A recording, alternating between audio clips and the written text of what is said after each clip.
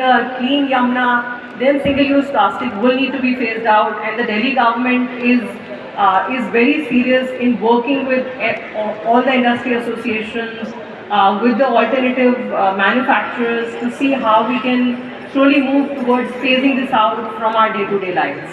Thank you. एक बार दोनों हाथ की मुट्ठियां बांध करके भारत माँ का जयकारा लगाएंगे।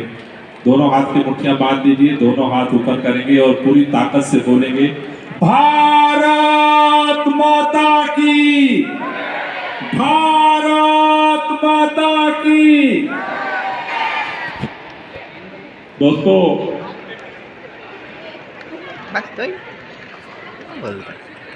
हम सब भारत माँ की जयकारा लगाते हैं और दिल से लगाते हैं।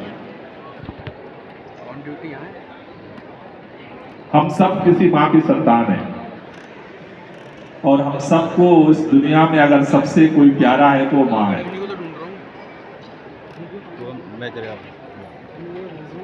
आज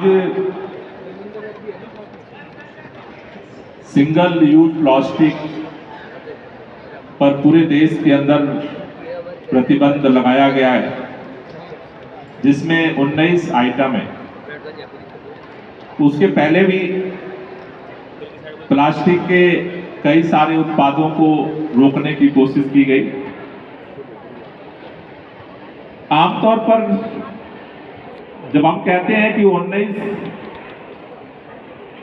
उत्पाद पर बैन लगाया गया है, तो ये उत्पादों पर बैन नहीं है। बेसिकली विकास के दौर में हम सुविधाओं के लिए इतने आगे निकल आए कि हमने इस बात का ध्यान रखना छोड़ दिया कि इस विकास की यात्रा में जिस रास्ते पर हम चल रहे हैं, अपने जिंदगी को बेहतर और सुखमय बनाने के लिए जो सारे अल्टरनेट उपयोग कर रहे हैं, एक दिन यही भस्मासुर की तरह हमें ही खा जाएंगे। प्रदूषण और कुछ नहीं है। प्रदूषण हम सब जानते हैं कि एक इंसान की जो पूरी सृष्टि की जो रचना है, एक इंसान की जो रचना है, उसमें आकाश, वायु, जल, अग्नि का कॉम्बिनेशन है। इसके दम पर हमारी शरीर जिंदा है। इस कंपोनेंट से हमारी शरीर जिंदा है। लेकिन जब अपनी सुविधा के लिए हमने ऐसे प्रोडक्ट पैदा किए, हमने जब आने जाने की सुविधा के लिए गाड़ियों का उपयोग धुआंधार बढ़ाया, तो उसने वायु प्रदूषण को पैदा किया और हमारी सांसें प्रदूषित हुई। हमला किस पर है? हमारी जिंदगी पर हमला। सिंगल यूज प्लास्टिक्स जिसका उपयोग अपनी सुविधा के लिए हम करते हैं, ऐसा नहीं था कि हमारे पूर्वज जब सिंगल यूज प्लास्टिक का जन्म नहीं हुआ था, उसका आविष्कार नहीं हुआ था, उसके प्रोडक्ट नहीं बने थे, तो हमारे पूर्वज जिंदा नहीं थे। ऐसी बात नहीं थी। ऐसी बात भी नहीं थी कि हम समारोह का आदान प्रदान नहीं करते थे। ऐसी भी बात नहीं थी कि हम बड़े बड़े समारोह का आयोजन नहीं करते थे, करते थे। लेकिन आज पूरे देश में, पूरे दुनिया के अंदर जिस तरह से प्लास्टिक जो रिसाइकल नहीं हो सकता, जिस तरह से प्रदूषण वो पैदा कर रहा है, वो हमारी जिंदगी पर हमला कर रहा है। हमारी अगर मिट्टी प्रदूषित हो जाती है, हमारी हवा प्रदूषित हो जाती है, हमारा जल प्रदूषित हो जाता है, अगर ये तीनों का हमला अगर होता है, उसके बगैर हम जिंदा नहीं रह सकते। इसलिए ये जो 19 आइटम पर बैन है, ये प्लास्टिक के उत्पादों पर बैन नहीं है, हमारे जिंदगी पर हमला करने वाले उन वस्तुओं पर बैन है जो हमारे जिंदगी को खतरे में डालते हैं। इसलिए आज पूरा देश इस बात पर सोच रहा है और एक नई पहलकदमी के तहत चरणबद्ध तरीके से इस 19 आइटम्स को आज से प्रतिबंधित किया गया। लेकिन आप सब जानते हैं, दिल्ली के मुख्यमंत्री अरविंद केजरीवाल जी अलग तरह से सोचते हैं। बहुत सारे लोगों का मानना है कि जगह जगह इन्फोर्समेंट टीम बना दो, डीपीसीसी की टीम भेज दो, एसडीएम की टीम भेज दो, एमसीडी की टीम भेज दो, जगह जगह फाइन लगा दो, ताले लगा दो, इससे विकल्प पैदा हो, इससे जो है समाधान निकल जाएगा। दिल्ली के मुख्यमंत्री अरविंद केजरीवाल का मानना है प्रतिबंध तो पूरे देश के अंदर आज से लागू हुआ है, लेकिन पूरे देश के अंदर पहला राज्य है दिल्ली जिसने प्रतिबंध इन्फोर्समेंट के साथ अल्टरनेट पर फोकस करने के लिए आज इस इतने बड़े प्लास्टिक मेले का, इतने विकल्प मेले का आयोजन किया है। प्लास्टिक विकल्प मेले का मकसद है समाधान प्रस्तुत करना। हमारा मकसद है, दिल्ली की सरकार का ये मकसद है, दिल्ली के मुख्यमंत्री अरविंद केजरीवाल का ये मकसद है, इन्फोर्समेंट से पहले समाधान पैदा करो, क्योंकि जो लोग प्रोडक्शन करते हैं वो कोई और लोग नहीं है, वो हमारे लोग हैं। जो लोग बिक्री करते हैं वो कोई और लोग नहीं है, हमारे लोग हैं। इतने बड़े प्रतिबंध के बाद बहुत सारे लोगों की जिंदगी और खासतौर से आज की इस बेरोजगारी के दौर में बहुत सारे लोगों की जिंदगी पर आज के रोजी रोटी के भी लाले पड़ेंगे। इसलिए दिल्ली सरकार इस देशव्यापी प्रतिबंध के बीच में इस 2 लाइन एक्शन प्लान पे काम शुरू कर रही है। इन्फोर्समेंट के साथ अल्टरनेट कैसे समाज के सामने रखा जाए, इसके लिए ये 3 दिवसीय मेला का आयोजन किया गया है पर्यावरण विभाग की तरफ से, टीपीसीसी के सहयोग से। और इस मेले का जो मकसद है, आज लगभग 100 से ज्यादा कई सारे लोगों के मन में, आज मैं अखबार में पढ़ रहा था, अगर ये यूज नहीं करेंगे तो इसका विकल्प क्या है, कहां से हम इसका विकल्प लाएंगे। इस मेले के आयोजन करने का जो मकसद है, बहुत सारी कंपनियां, बहुत सारे स्टार्टअप, बहुत सारे हेल्थ ग्रुप, बहुत सारे महिलाएं इसके विकल्प के लिए, चाहे वो थैला हो और चाहे वो चम्मच हो, चाहे वो थाली हो, ऐसे जो 19 आइटम हैं जिसमें से जिन पर बैन लगाया गया है, उनमें से पहला आइटम है प्लास्टिक के ईयरबड्स।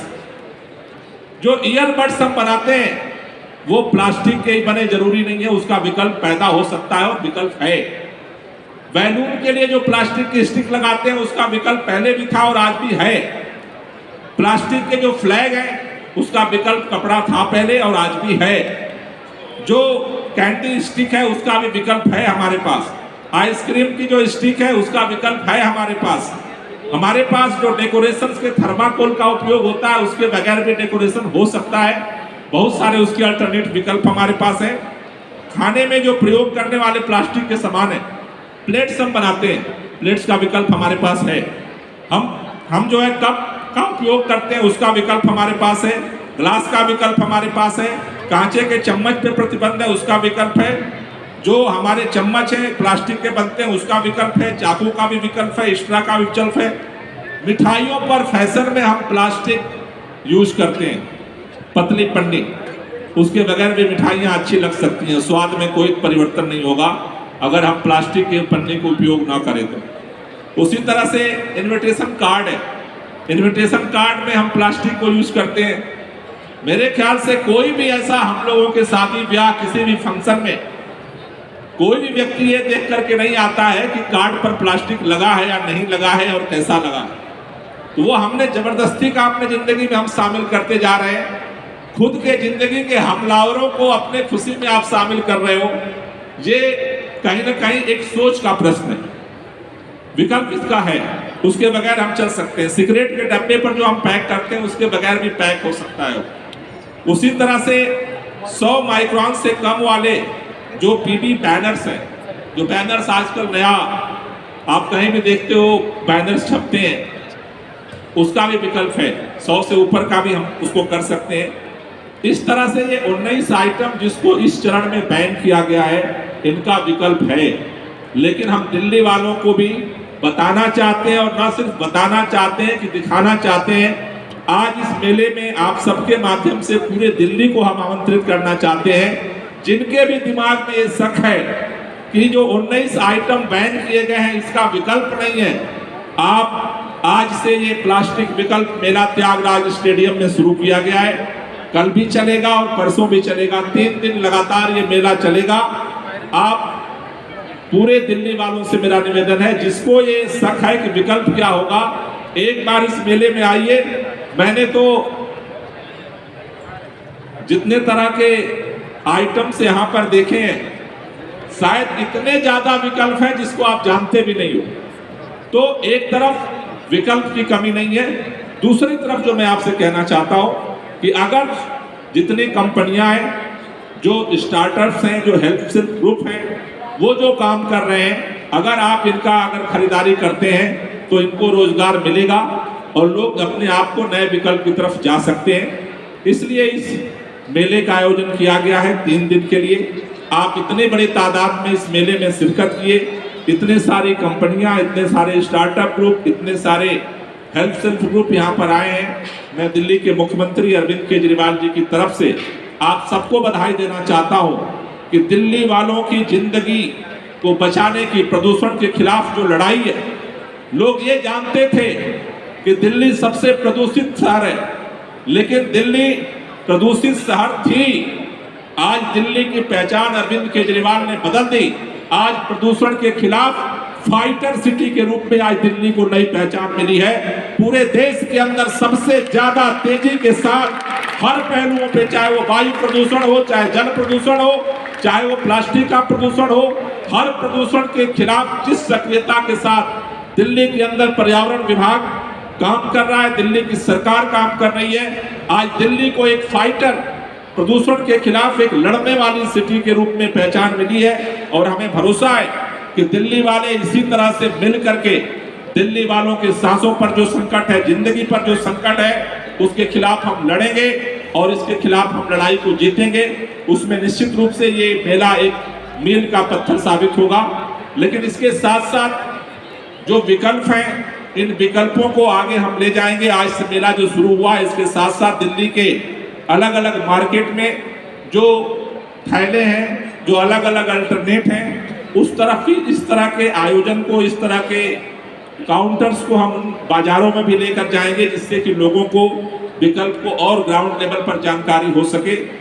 तो एक तरफ अवेयरनेस का प्रोग्राम हम चलाएंगे, साथ ही साथ जो स्टार्टअप्स हैं, जिन्होंने ये निर्णय लिया है कि हम इस फील्ड में काम करेंगे, उसके लिए ग्रीन स्टार्टअप पॉलिसी भी सरकार लेकर आई है, जिसके माध्यम से हम कुछ इंसेंटिव दे सकें ऐसे स्टार्टअप्स को जो इस फील्ड में, इस विकल्प में काम कर रहे हैं या आगे करना चाहते हैं, जिससे कि उनको प्रोत्साहन मिल सके और वो युवा, वो कंपनियां, वो स्टार्टअप्स मिल करके इस प्रक्रिया में और सहयोग कर सकें।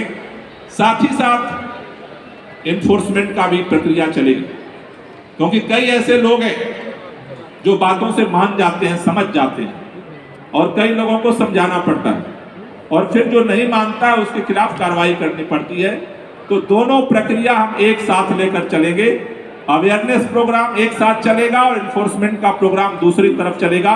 लेकिन नंबर 1 पर अवेयरनेस प्रोग्राम है, नंबर 1 पर अल्टरनेटिव लोगों के पास पहुंचाने का हमारा अभियान है। लेकिन इसके साथ साथ इन्फोर्समेंट की प्रक्रिया चलेगी और उसके लिए दिल्ली के अंदर एनवायरमेंट प्रोटेक्शन एक्ट 1986 के तहत कार्रवाई की जाएगी, जिसमें जो मैन्युफैक्चरिंग सेक्टर है वहाँ पर डीपीसीसी की टीमें बनाई गई हैं, 15 टीमें, जो वहाँ पर जो है मॉनिटरिंग का काम करेंगी। और इस एक्ट के तहत 1 लाख रुपए तक की फाइन और 5 साल तक के जुर्माने का प्रावधान है। मैन्युफैक्चरिंग सेक्टर में खास तौर से 3000 रुपए पर डे के हिसाब से भी डीपीसीसी फाइन लगा सकता है। जो उसके अलावा जो और स्टॉक होल्डर्स हैं, डिस्ट्रीब्यूशन है या छोटे छोटे जो सेलर्स हैं, उनके मॉनिटरिंग का काम एसडीएम्स को दिया गया है। 33 टीमें बनाई गई हैं और वो भी इस पर कार्रवाई करेंगे। उसके अलावा एमसीडीज को भी ये पावर दिया गया है कि वो जगह जगह मॉनिटरिंग का काम करें और इस पर एक्शन लें। लेकिन अभी जैसा मैंने पहले कहा, अल्टरनेट का प्रचार करना, अवेयरनेस करना पहला हमारा टारगेट है। तो 10 तारीख तक ये सभी टीमें फील्ड में जाएंगी, इन्वेस्टिगेशन करेंगी, मॉनिटरिंग करेंगी, और जो भी इसका वायलेशन करता हुआ पाया जाएगा 10 तारीख तक हम उसे वार्निंग नोटिस जारी करेंगे।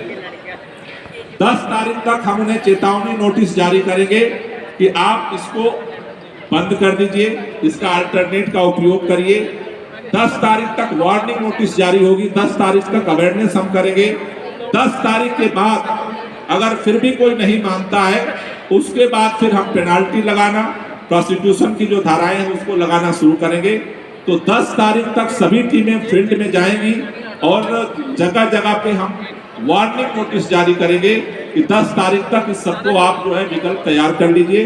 10 तारीख के बाद फिर इन्फोर्समेंट की प्रक्रिया, उसके आधार पर एक्शन की प्रक्रिया हम लागू करना शुरू करेंगे दिल्ली के अंदर। मेरा दिल्ली के सभी लोगों से निवेदन है कि इस अभियान में आपके सहयोग के बगैर सफलता नहीं मिल सकती।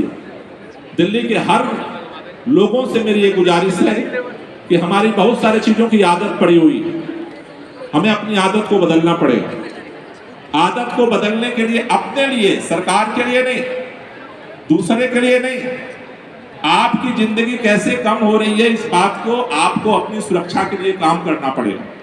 जब हम बीमार पड़ जाते हैं तो दवा के लिए भागते हैं, लेकिन दवा बीमार हम न पड़े इसके लिए एहतियात बरतना पड़ता है, उन सोर्सेस को खत्म करना पड़ता है जिसकी वजह से हमारी जिंदगी है। तो इस जिंदगी को बचाने का अभियान है। और जो दिल्ली ने एक फाइटर, पोल्यूशन के खिलाफ एक फाइटर सिटी के रूप में अपनी पहचान बनाई है, हमें इसे और आगे ले जाना है। पूरे देश में बैन लग रहा, लेकिन दिल्ली वालों को इसमें नंबर 1 होना है, विकल्प देने में भी नंबर 1 होना है और एनफोर्समेंट में भी नंबर 1 होना है। हमें भरोसा है कि हम सब मिलकर के दिल्ली वाले इस अभियान को सफल बनाएंगे और एक पोल्यूशन फ्री दिल्ली बनाने का जो लक्ष्य है अरविंद केजरीवाल जी का, हम सब मिलकर के इसे पूरा करेंगे। आप सब लोग यहाँ पर आए, आप सबका शुक्रिया। जो आज नहीं आए उनसे भी निवेदन है कि यहाँ पर लगातार डिस्कशन, अलग अलग नुक्कड़ नाटक के माध्यम से तमाम कार्यक्रम लगातार चलते रहेंगे। परसों 3 तारीख को जितने स्टॉक होल्डर्स हैं उनके साथ हमने यहाँ राउंड टेबल कॉन्फ्रेंस भी बुलाई है, जिनसे हम बैठ करके और कैसे इसको बेहतर तरीके से इम्प्लीमेंट किया जा सकता है, सरकार और क्या सहयोग कर सकती है, उस पर भी चर्चा करेंगे। 10 तारीख तक जागरूकता अभियान और चेतावनी नोटिस जारी होगी। 10 तारीख के बाद फिर हम इन्फोर्समेंट की कार्रवाई को तेज करेंगे। आप सब लोगों का बहुत बहुत शुक्रिया, बहुत बहुत धन्यवाद। बहुत बहुत धन्यवाद। हम आपको बता दें कि हम मोमेंटो, सर्टिफिकेट और एक जूट बैग दे रहे हैं इन विनर्स को, जिस बैग के अंदर थोड़ा बहुत कुछ खास है इनके लिए।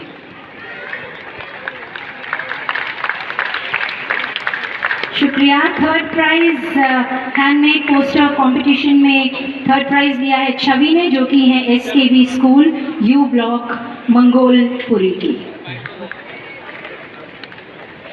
बच्चे आ रहे हैं, जोरदार तालियां तो बजनी चाहिए साथियों। इनका हौसला हम नहीं बढ़ाएंगे तो कौन बढ़ाएगा। सेकंड प्राइज के लिए मैं नाम बोल रही हूँ। हैंडमेड पोस्टर कंपटीशन में सेकंड प्राइज सानवी सेठ का आया है, Bal Bharati public school, Gangaram hospital Marg, Rajendra नगर, नई Delhi. Ladies and gentlemen, let's hear it for Sanvi Seth.